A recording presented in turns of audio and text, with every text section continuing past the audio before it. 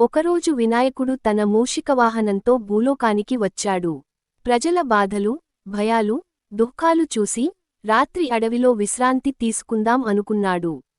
చల్లని గాలి వీచుతూ ఉండగా మూషికుడు మెల్లగా అన్నాడు, స్వామీ, నిద్రపోవడానికి ముందు ఒక కథ చెప్పండి. వినాయకుడు నవ్వి, సరే, ఒక దయ్యం కథ చెప్తా అన్నాడు. కాని కథలో దయ్యం అన్న మాట విన్న వెంటనే మూషికుడు వణికిపోయి, స్వామీ, దయ్యం కథ వద్దు, నాకు భయమేస్తుంది అని చేతులు జోడించాడు. అప్పుడు ఒక్కసారిగా చెట్ల మధ్యన చీకటిలో నుండి ఒక నిజమైన దయ్యం ప్రత్యక్షమైంది. మూషికుడు భయంతో కంపించసాగాడు. స్వామీ, లెండి, నిజంగానే వచ్చింది అని అరవసాగాడు.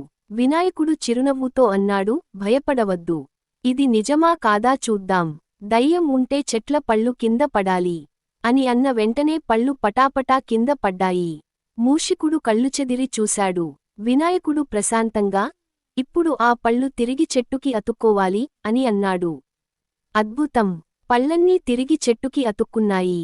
వినాయకుడు తెలివిగా సంచిని తెరిచి, దయ్యమా, నిజంగా ఉంటే ఈ సంచిలోకి రా అన్నాడు. క్షణంలోనే ఆ దయ్యం దూకి సంచిలోకి చేరిపోయింది. వినాయకుడు సంచిని కట్టి చిరునవ్వుతో, ఇక భయం ముగిసింది. ప్రజలకు కీడు చేసే ఈ దయ్యాన్ని నేను భూలోకం నుండి తీసుకెళ్తాను అన్నాడు. మూషికుడు ఊపిరి పీల్చి, స్వామీ, మీరు ఎంత తెలివిగా రక్షించారు అన్నాడు. అలా వినాయకుడు తన జ్ఞానం, ధైర్యంతో ప్రజల్ని భయానక దయ్యం నుండి రక్షించాడు. ఇది భక్తి, ధైర్యం, తెలివి కలిసి భయాన్నే జయించిన వినాయకుని అద్భుత రాత్రి కథ.